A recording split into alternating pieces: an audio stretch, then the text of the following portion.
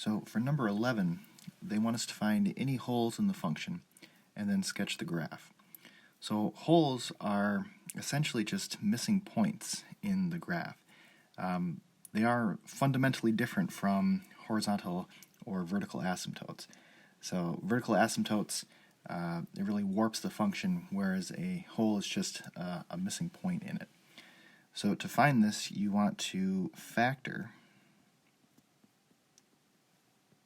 And if we factor, we're going to get x plus 3 times x minus 2, and that's all over the existing x minus 2.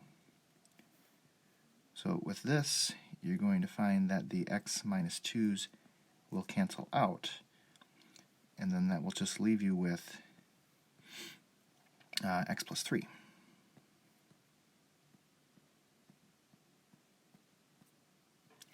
Now, the holes, these are going to occur at the zeros of the factors that cancel out, or you could say at the solutions of the factors that cancel out. So on this one, it was really the x minus 2 that canceled out. So the hole is going to occur at just 2, because positive 2 is the solution, or the 0 to x minus 2. So there's a hole, or a missing point, at x is equal to 2. So if you were to graph this,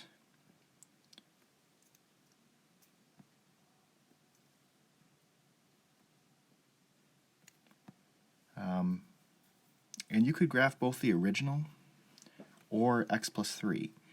And on your graphing calculator, they would both basically show up as the exact same thing. And it's going to be a line, and there's going to be a missing point here at 2. And it might not show up on your calculator. It could be hard to see, but if you try to plug in 2, it would give you an error because that's actually a missing point there.